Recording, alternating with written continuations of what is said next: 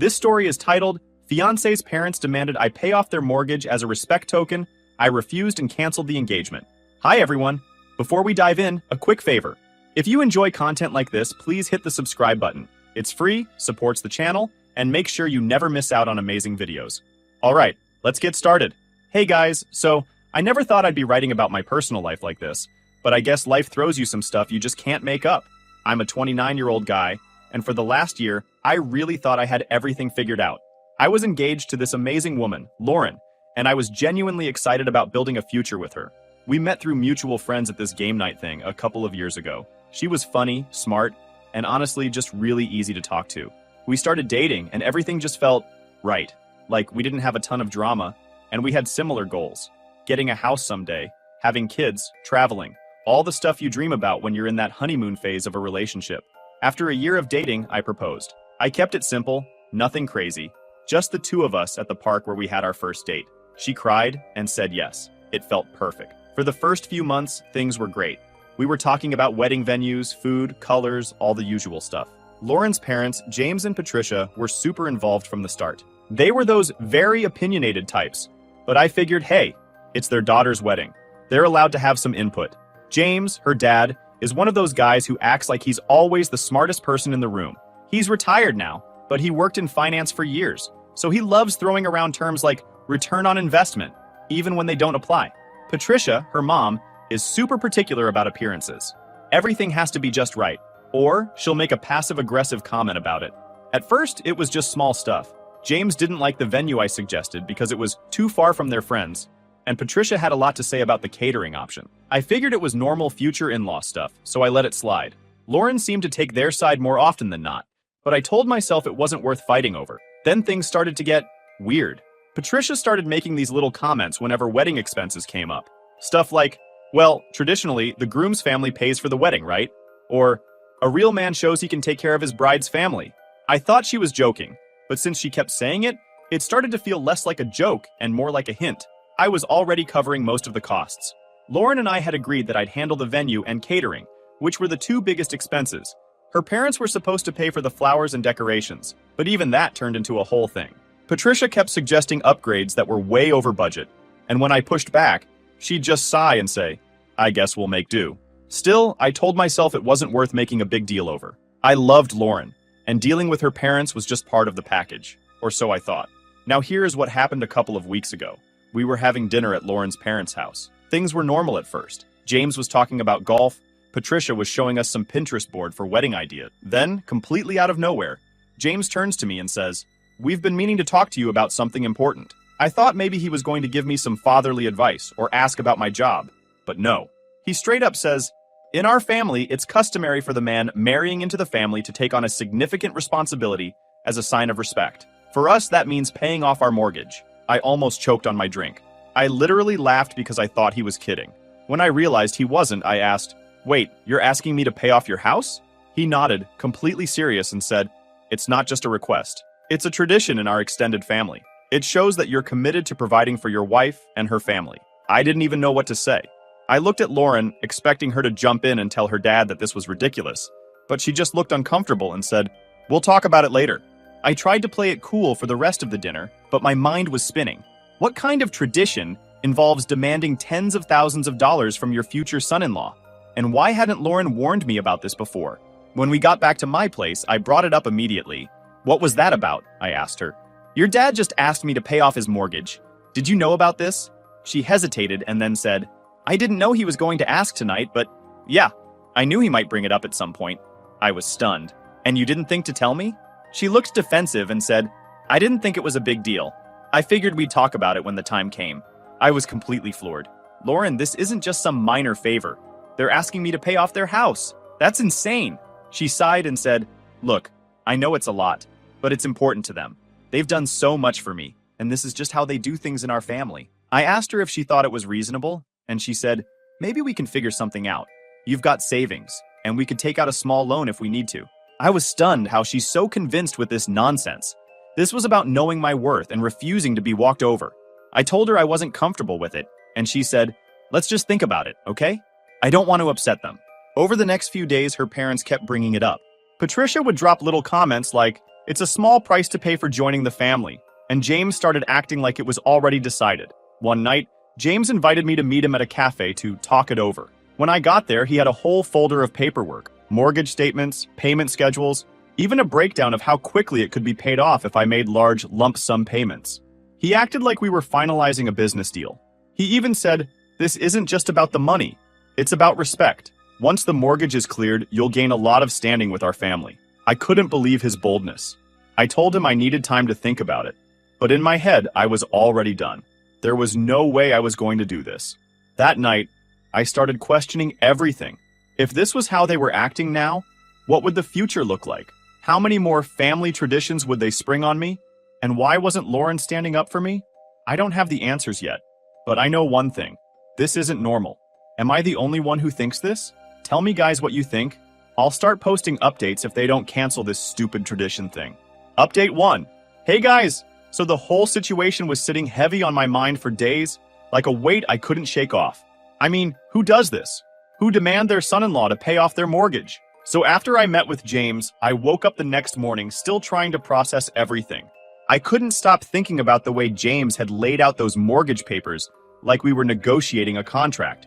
I kept asking myself, what kind of family operates like this? I wanted to talk to Lauren again, but every time I brought up her parents, she got defensive. That day, I decided to put my foot down. I told her we needed to have a serious conversation about this so-called tradition and where her priorities were. When we sat down to talk, I started with, "Look, I need to understand something. Do you really think it's okay for your parents to expect me to pay off their mortgage?" Lauren didn't answer right away. She looked uncomfortable, like she didn't want to pick a side. After what felt like forever, she finally said, "It's not about the money. It's about respect. In their eyes, this shows you're serious about becoming part of the family." I stared at her, trying to stay calm. "Lauren, I am serious about you. That's why I proposed. But paying off someone else's house? That's not love or respect. That's something else entirely." She sighed and said, "I get it, okay? I get why you're upset. But you have to understand. They're old-fashioned. My dad believes the man marrying into the family should take on a big responsibility to prove he's ready." That explanation didn't sit right with me. It wasn't just old-fashioned. It felt manipulative. And the more I thought about it, the more it felt like they were using Lauren to get to me. Things only got worse from there. Over the next week, Patricia started dropping even more pointed comments. Whenever we were around her, she'd find a way to bring up how much they'd sacrificed for Lauren growing up. One day, she went on this long rant about how they'd put Lauren through private school and helped her buy her first car. She finished with, "We've always done everything for her, and now it's time for her future husband to step up." I wanted to scream. They were acting like paying off their house was some rite of passage, like I wasn't worthy of marrying Lauren, unless I handed over my life savings. James, meanwhile, doubled down on his strategy. He started texting me links to articles about family traditions in different cultures, and even sent me a list of wealth-building tips for young couples. The nerve of this guy, like I didn't already know how to manage my money. When I told Lauren about it, she brushed it off. "That's just how my dad is," she said. "He likes to make things a big deal." It wasn't just the mortgage that was eating at me. It was the way they were treating me, like I was some cash machine they could manipulate. Every time I tried to stand my ground, they acted like I was being selfish. One evening, Patricia actually said, "It's not like we're asking you to do something outrageous. It's a house. It's an investment for the family's future." The family's future? Whose future were we even talking about? Certainly not mine. Lauren and I hadn't even started saving for our own house yet, and they wanted me to sink tens of thousands into theirs. Even if I already have a house, I would still use this money for our honeymoon, not on her parents' mortgage. I started wondering how long they'd been planning this. Was this something they'd talked about before I even proposed? Did Lauren know all along and just not tell me? Then came the dinner that nearly broke me. James and Patricia invited us over, saying they wanted to clear the air.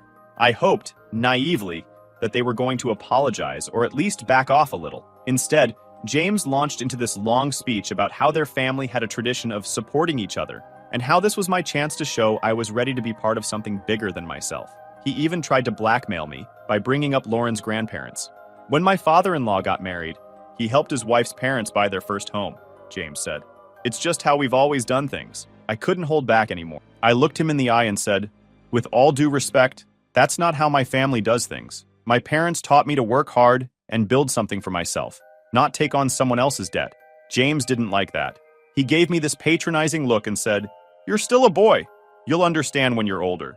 That was it for me. I stood up, excused myself, and told Lauren I'd wait for her in the car. I couldn't sit there and listen to them lecture me about how I wasn't measuring up to their ridiculous standards. Later that night, Lauren and I had another argument. I told her I couldn't keep going like this, that her parents were crossing every boundary imaginable. She got defensive again, saying, "Why are you making this such a big deal?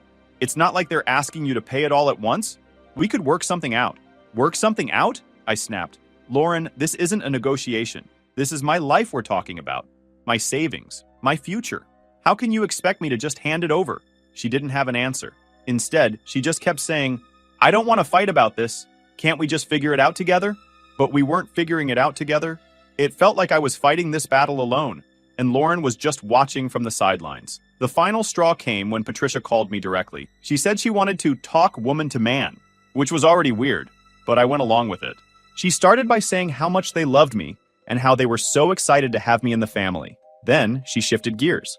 "You know," she said, "this isn't just about the money. It's about trust. If we can't trust you to take care of something as simple as this, how can we trust you to take care of Lauren?" I couldn't believe what I was hearing. I told her, "This has nothing to do with trust. It's about what's fair. And what you're asking for isn't fair." Patricia didn't like that. She said, "I'm just worried about how this will look to the rest of the family. If you refuse, people might think you're not serious about this marriage." I told her I wasn't going to change my mind, and she hung up on me. By this point, I was starting to feel like I didn't even recognize the family I was marrying into. The Lauren I fell in love with would never have gone along with this. Or at least, that's what I thought. But every time I tried to talk to her about it, she acted like I was the problem, and that I should move past it. But how could I move past it? Her parents weren't just asking for money, they were testing how much control they could have over my life. And Lauren wasn't standing up to them. That's when I realized, this wasn't just about the mortgage. This was about power. And if I didn't draw the line now, I might never get the chance. I don't know where this is heading to, but I feel like something has to give. And soon. Thank you guys for all your comments. It makes me more comfortable venting in here. I'll keep you updated. Update 2. Hey again, you won't believe how things unraveled. Okay, so at this point I couldn't keep pretending everything was fine. I was already feeling the weight of their demands. And it wasn't just about the money anymore. It was about what this all said about Lauren and her family. But even as I thought about ending things, I couldn't shake the feeling that there was more to this than they were letting on. The way James and Patricia kept pushing didn't feel like normal boldness. It felt calculated, almost like they had a plan. That night, after another pointless argument with Lauren where she basically told me to stop overthinking, I decided to do some digging. It started with something simple. Remember that meeting with James at the cafe that felt more like a business negotiation? That time, he left a folder there. I hadn't thought much of it at the time, but now I couldn't stop wondering what might be in there. I remembered that he'd been oddly protective of the folder, flipping through it like it was the key to their whole argument. I texted Lauren, asking if she could ask her dad about it. She replied almost immediately, "Just drop it. It's not important." That made me even more suspicious. Lauren wasn't one to dismiss things like that so quickly. And honestly, I was tired of playing nice. I decided to call James directly. "Hey James," I said, keeping my tone casual. "I was thinking about our meeting the other day, and I remembered you had some papers with you. You left them behind, didn't you?"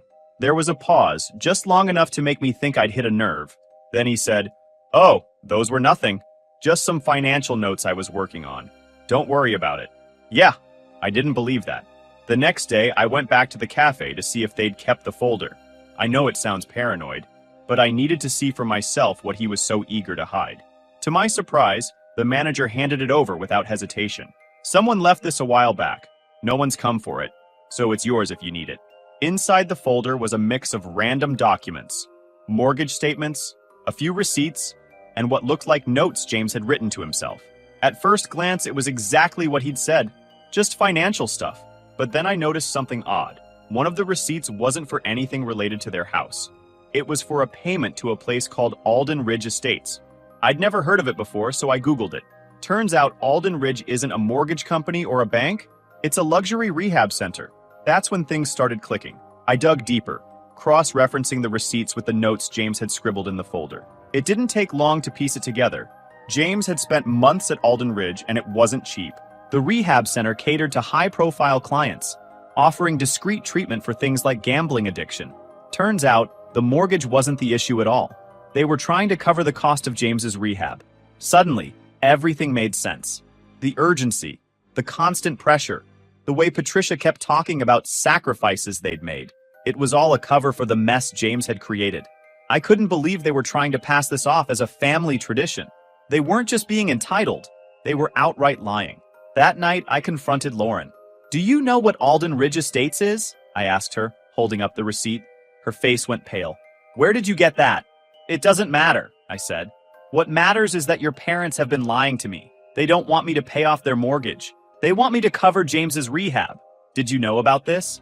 Lauren didn't answer right away. She just stared at the receipt like it was going to disappear if she looked hard enough. Finally, she said, "I didn't think you'd find out like this." So, she did know. I felt a mix of anger and betrayal bubbling up inside me. "How long have you known?" She sighed and sat down on the couch. "My dad went to rehab last year. He had a problem with gambling. It got bad, and my mom made him go. But the bills were more than they expected, and now they're trying to figure out how to pay it off." "And they thought the best solution was to con their future son-in-law into covering it?" "It's not like that," she said quickly. "They didn't mean to lie. They just didn't know how to ask for help." "Help?" I repeated, almost laughing. "Lauren, they've been working the guilt card on me for weeks. They've called me disrespectful, questioned whether I'm serious about this marriage, and even tried to frame it as some kind of tradition. That's not asking for help. That's straight-up manipulation." The more we talked, the more frustrated I became. Lauren kept defending them, saying things like, "They're just under a lot of stress," and "they didn't mean any harm." But harm or not, the fact remained. They had lied to me. I asked her why she didn't tell me the truth sooner, and her answer made my blood boil. "I didn't think it mattered," she said. "I figured you'd say no anyway, so why bring it up?" It didn't matter? This wasn't a small misunderstanding. This was a calculated effort to deceive me into taking on tens of thousands of dollars of debt to clean up after James. I couldn't pass the thought that they hadn't just lied to me. They'd tried to control me. They wanted me to feel obligated to them, like I owed them something just for being part of their family. And Lauren, instead of standing by me, had been complicit in the whole thing. The day after I found out their mess, I knew I couldn't ignore this any longer. I needed to make a decision about what kind of future I wanted, and whether Lauren and her family had any place in it. The next day, I called my dad to tell him what was going on. He listened quietly as I explained everything, and when I finished, he let out a long sigh. "Son," he said, "this isn't just a red flag.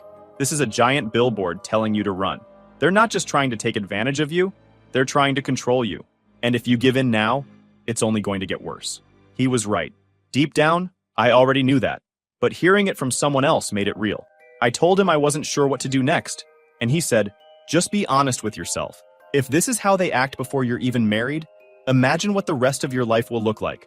That hit hard, and he was right. When I got off the phone, I knew what I had to do, but I wasn't ready to face it yet. I needed to figure out how to approach Lauren and her parents without letting my emotions take over. For now, one thing is clear. I can't let this go. This isn't just about the money anymore. It's about trust. And once trust is broken, it's almost impossible to get it back. Update 3. Okay, folks, I'm back with the update you all have been waiting for. So after sitting with everything for a day, I knew I couldn't delay any longer. If I didn't confront them now, I'd be sending a message that I was okay with how they'd treated me. And I wasn't. Not even close. I called Lauren that evening and told her we needed to have a serious talk. Not just the two of us, but with her parents too.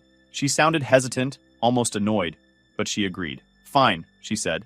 "But can we at least try to keep it calm? I don't want this to turn into a fight." That made me laugh bitterly. "Lauren, your parents have been lying to me for weeks. I think I'm allowed to be upset." The next night, I showed up at James and Patricia's house. Lauren was already there, and she looked nervous, like she was bracing herself for what was about to happen. James greeted me at the door with his usual fake smile, and Patricia gave me one of her overly sweet, condescending, nice to see you comments. I didn't waste any time. Once we were all sitting in the living room, I said, "We need to talk about this mortgage, or whatever you want to call it." James gave me a confused look, but I could tell it was just for show. "What's there to talk about?" he asked, leaning back like he had nothing to hide. I pulled out the receipt from that Alden Ridge Estates and set it on the coffee table. "How about the fact that this has nothing to do with a mortgage? You've been lying to me, and I want to know why." Patricia's face went pale, and for the first time since I met James, he looked genuinely caught off guard. He leaned forward, squinting at the paper, and then glanced at Lauren. "You told him?" Lauren shook her head quickly. "No, he found it on his own." I couldn't believe what I was hearing. So, you knew she wasn't going to tell me, and you were okay with that? Do you even realize how insane this is? James cleared his throat, trying to regain control of the situation. Look, he said, I don't know what you think you figured out, but this doesn't concern you. I laughed. It doesn't concern me?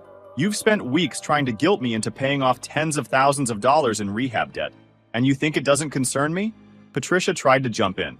It's not what you think, she said quickly. We were going to tell you eventually. We just didn't want you to get the wrong idea. The wrong idea? I repeated. The only idea I have is that you're willing to manipulate and lie to me to cover up your mess.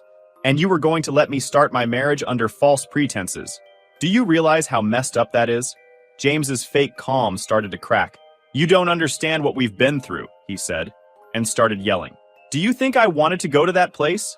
Do you think it was easy for us to deal with this? I did it for my family. And now you're trying to make me pay for it, I shot back. You didn't even give me the choice. You just decided I was going to foot the bill and pretended it was some family tradition. How do you justify that?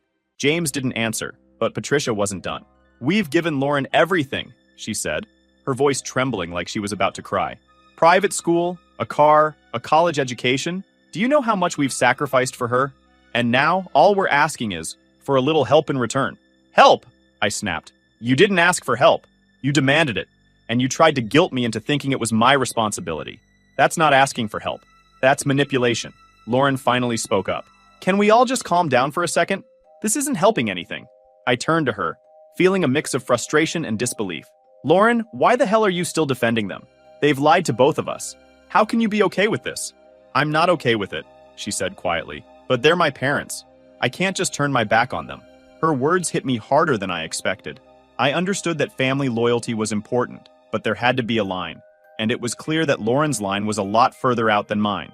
James, meanwhile, wasn't done trying to justify himself. You're acting like we're some kind of villains, he said, his voice full of self-righteousness. But we're just trying to do what's best for our family. And if you're serious about being part of this family, you should be willing to step up. I was baffled by the audacity. Yeah, pay for him. And then what? I get the prize of being the groom of the year? I looked at him. You don't get to decide what's best for me, I said. And if this is what being part of your family looks like, I want no part of it. Patricia gasped like I'd slapped her, and James's face turned red with anger. Maybe you're not as committed to Lauren as we thought, he said. That comment was the last straw. I stood up and looked at Lauren and said, I wanted to build a life with you, but you already broke the respect I held for you, and I can't marry into a family that treats me like a bank account and doesn't even respect me enough to be honest. Lauren looked like she was about to cry, but she didn't say anything. James started to say something, but I held up my hand to stop him. You've said enough, I told him. This conversation is over. I walked out of the house feeling a mix of anger, sadness, and relief. I didn't know what was going to happen next, but I knew one thing for sure. I couldn't keep letting them control me. When I got home, I sent Lauren a text. I need some time to think. Please don't call me for now. She didn't reply. Then, as if things weren't bad enough, I got a call from one of my coworkers. He told me that James had called him, asking questions about my finances and implying that I wasn't responsible enough to handle a family. That was it. The line had been crossed. That was it. The line had been crossed. I called Lauren and told her we needed to meet, but this time I wasn't looking for a conversation. It was closure. I'd given her parents far more chances than they deserved, and Lauren had done nothing to stand by me. She broke my trust, and there was no coming back from that. When we met up, I didn't sugarcoat it. We're done, I said, cutting straight to the point. She started defending her parents again, but I cut her off. Forget them for a second. This is about us. And right now, it feels like I'm standing alone while you're backing them up. I can't build a life like that. She looked stunned, her voice trembling as she said, I never wanted it to be like this. Well, this is where we are, I replied, standing up. And one more thing. Tell your parents to leave me alone. No more calls, no more voicemails, no more rumors. I'm done with this circus, and I'm done with you. Her eyes filled with tears, but she nodded quietly. I'm sorry, she whispered. I glanced at her and walked away without looking back. And that wasn't just the end of our relationship. It was me finally taking back my peace. But I know her parents won't stay quiet. Final update. Hi everyone, thanks for following along. This will be my final update, and honestly, I wish it ended on a quieter note. So I walked away from Lauren that night feeling like I'd made the hardest decision of my life, but also the right one. What I didn't realize was that her family wasn't about to let me go quietly. The next day, I started getting texts from unknown numbers. The first one was short and vague. You'll regret this. I didn't think much of it, figuring it was some spam message. But then another one came, and this one was more direct. You don't just walk away from family obligations. It didn't take a genius to figure out who was behind it. I ignored the text at first, but they kept coming. James and Patricia were relentless, and they weren't even trying to hide it. One message said, "You're making a mistake you'll regret for the rest of your life." Another one accused me of being selfish. "You clearly don't know the meaning of family if you can't handle this responsibility." I blocked the numbers, but that wasn't enough to stop them. Patricia started leaving voicemails instead, hinting that they were considering taking legal action against me for wasting their time and money. It was like they were trying to wear me down, hoping I'd cave just to make it all stop. So, I called my lawyer that same day to ask if there was anything I could do to make it stop. The lawyer told me to keep a record of everything: texts, voicemails, emails, anything that could be used as evidence if things got worse. He also suggested sending a formal cease and desist letter, which I did. For a few days, things were quiet. I thought maybe they'd finally gotten the message and decided to back off. But then Patricia took things to a whole new level. She started posting about me on social media. Some vague stuff like, "Some people just don't know how to honor commitments." But it quickly turned into full-on attacks. She wrote a long post accusing me of leading Lauren on, wasting their family's time and money, and refusing to do the right thing. The comments on the post were a mix of sympathy for her and confusion from people who knew me. A few mutual friends reached out, asking what was going on, and I had to explain the whole mess. One friend said, "Man, she's making you sound like the worst person on the planet. But anyone who knows you knows this is total BS." That helped a little, but the damage was already done. Patricia's post had been shared dozens of times, and it felt like the whole world was suddenly weighing in on my private life. Meanwhile, Lauren stayed quiet. I thought maybe she was finally starting to see how toxic. By this point, I was completely drained. The constant harassment, the social media attacks, the guilt trips. It was like they were trying to break me down piece by piece. But instead of making me reconsider, it only solidified my decision. I realized I didn't just step away from trouble, I escaped a sinking ship. If this was how they acted when I said no to one demand, how would they have treated me over the course of a lifetime? The fallout was messy, but eventually it started to fade.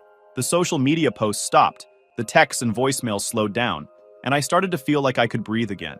Lauren and I haven't spoken since that last meeting, and honestly, I don't care to. She made her choices, and I made mine. I'm not wasting another second on someone who couldn't stand by me when it mattered. If she wants to sit with her parents and justify their nonsense, that's her problem, not mine. Life moves on, and so do I. James and Patricia taught me that lesson the hard way. Looking back, I wish I'd seen the red flags sooner, but I don't regret standing my ground. If there's one thing I've learned from all this, it's that setting boundaries isn't just important, it's necessary.